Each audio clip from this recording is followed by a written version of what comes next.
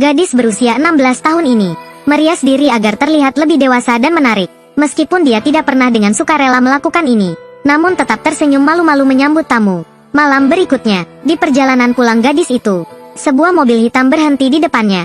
Seorang pria mendekatinya dengan selembar kain. Ia bertanya apa yang telah dia lakukan pada tamu tersebut, lalu memaksa gadis itu naik ke dalam mobil. Paman hitam di sampingnya ingin menghentikannya, tetapi karena pihak lain memiliki senjata di tangan, dia hanya bisa menutup mata dan berpura-pura tidak melihat gadis itu dibawa pergi. Paman ini sebenarnya adalah seorang tentara bayaran hitam. Hidup yang keras dan penuh dengan bahaya setiap hari sudah membuatnya sangat lelah. Untuk bisa meninggalkan organisasi tersebut, ia telah menciptakan kematian palsunya, membuat hidup dalam pengejaran dan bekerja sebagai buruh angkut di pusat perbelanjaan. Setiap malam, dia pergi ke bar, memesan segelas teh panas dan duduk di sudut untuk membaca buku. Di sana, dia bertemu dengan seorang gadis pekerja bernama Terry. Dari gadis ini, paman melihat ketidakpuasannya terhadap nasibnya. 2 hari kemudian, paman mendengar dari pemilik bar bahwa Terry telah diserang dan terluka parah sehingga harus dirawat di rumah sakit. Paman segera pergi ke rumah sakit. Lihat ada seseorang di samping Terry. Dia tidak masuk dan mengganggu. Dia menunggu di luar untuk teman Terry. Setelah itu, dia bertanya kepada teman Terry tentang kejadian Terry. Ternyata 2 hari yang lalu, saat melayani tamu, Terry diserang oleh orang lain. Dalam kemarahannya, dia memukul lawannya. Setelah itu, pemilik bar yang sangat marah menghukum Terry dengan luka parah seperti sekarang, dan mengancam akan memotong lidahnya jika ada yang kedua kalinya. Lihat CD yang diberikan Terry padanya. Paman memutuskan untuk melakukan sesuatu. Dia mencari pemilik bar Terry. Dia menyerahkan seluruh tabungannya sepanjang hidup, sejumlah $9.800, untuk menebus Terry. Namun sebagai gantinya, dia hanya mendapat cemoohan dingin dari pihak lawan. Mereka lebih suka memandang Terry sebagai sampah, dan tidak ingin memberinya kebebasan. Paman, tanpa ekspresi di wajahnya, mengambil uangnya. Dia mendorong tumpukan uang di atas meja ke arah lawan.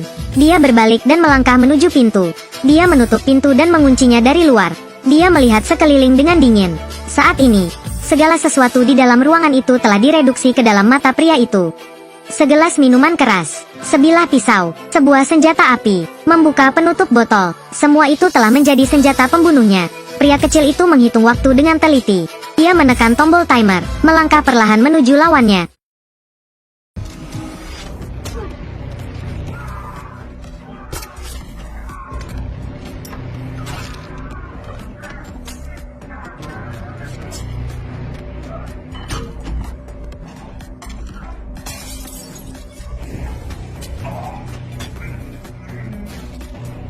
Membunuh semua orang itu dalam sekejap.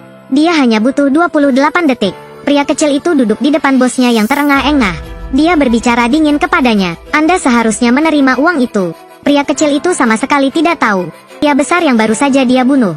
Sebenarnya, dia hanya seorang pemimpin kecil dalam geng Rusia.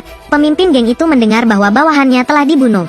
Dia segera mengirim pembunuh tangkon untuk menyelidiki. Namun, pria ini tidak sederhana. Gadis itu terikat kuat padanya. Pria itu mendengar dari gadis itu. Ada seorang pria kulit hitam yang datang ke rumah sakit untuk mengunjunginya.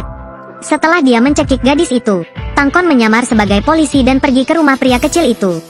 Meskipun dia menyamar dengan sangat baik, pria kecil itu menemukan celah segera. Mengapa Anda datang mencari saya?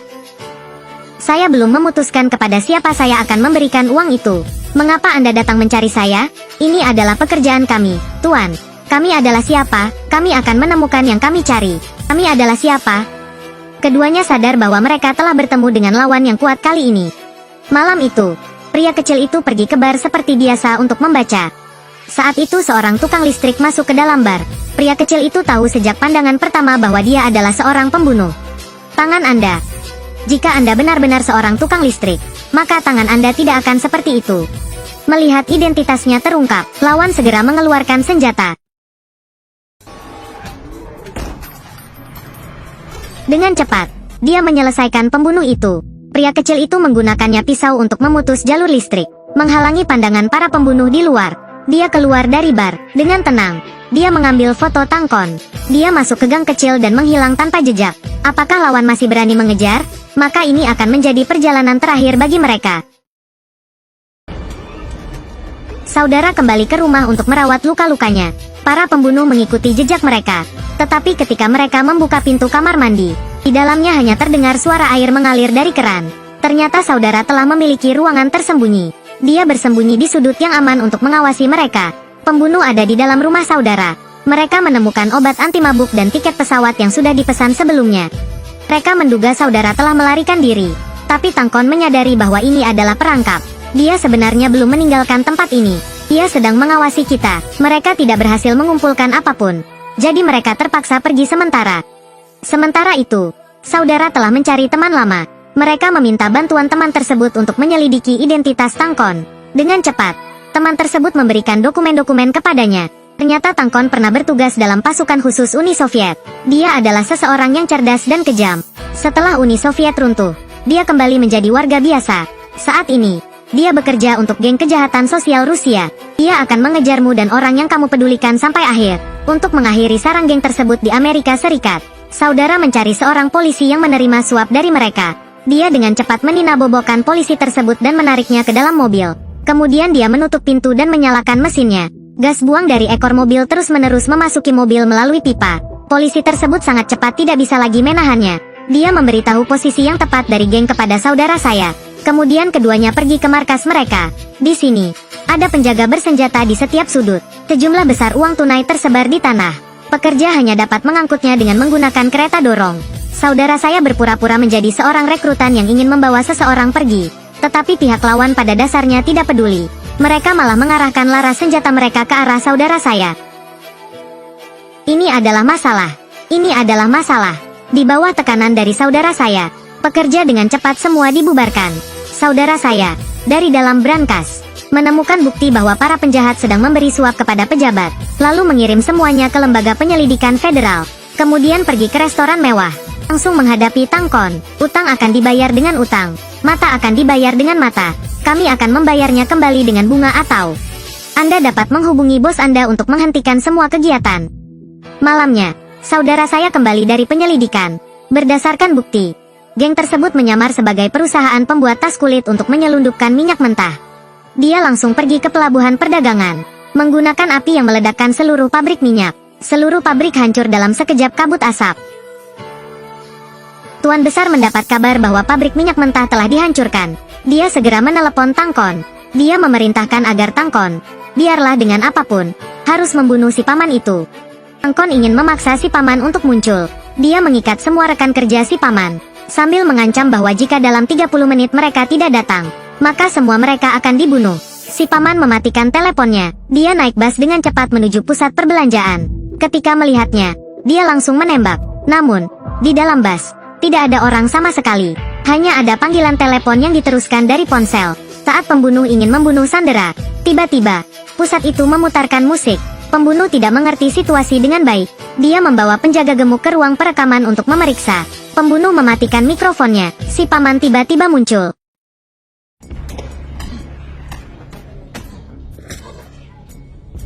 Dengan cepat, seorang pembunuh lain datang untuk memeriksa. Si paman mengatakan kepada pria gemuk untuk menarik perhatian pembunuh. Kemudian dia menyerang dari belakang. Hanya satu pukulan yang menyelesaikan dia. Tangkon merasa sesuatu tidak beres. Ia membawa dua pembunuh itu ke gudang. Si paman segera memutuskan pasokan listrik dan mematikan semua lampu di sana. Pintu gudang juga otomatis terkunci. Permainan kucing dan tikus langsung dimulai. Si paman melapisi lantai dengan pasir. Salah seorang pembunuh melewati dan melihat ke bawah ke lantai.